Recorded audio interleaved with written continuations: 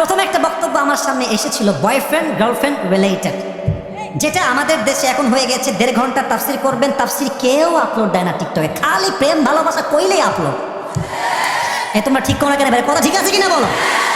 তা আমি আমার বাপকে বললাম, আব্বা নতুন একটা বক্তা আসছে, খালি উল্টাপাল্টা কয়, নদীর সামনে উল্টাপাল্টা কয়, বক্তাটা খুব সুবিধা না।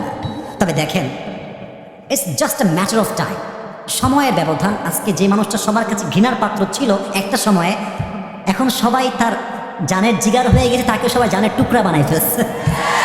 আচ্ছা, আরো এক্সাম্পল দিলে বুঝবেন। সাইদি সাহেবকে দেখেন, মিথ্যা মামলার রায় দেওয়ার জন্য মিথ্যা সাক্ষী নিয়ে আসলো।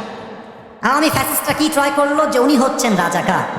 আর সাইদি সাহেব ওপেনলি সবার সামনে বললেন, 1971 সালে রাজাকারের কোনো কাদা মাটি আমার গায়ে লাগে নাই যুবক ভাড়া। দিন শেষে কি প্রমাণ হলো, উনি একজন নির্দোষ মানুষ ছিলেন। তাহলে মূল মেসেজটা কি? মাঝে মাঝে আপনাদের বিরুদ্ধে অপপ্রচার হবে, যদি আল্লাহ আপনার সঙ্গে থাকে, আপনার অপপ্রচারটাই আপনার পক্ষের প্রচার হয়ে যাবে। আমার কথা কি বুঝতে পারছেন আপনারা?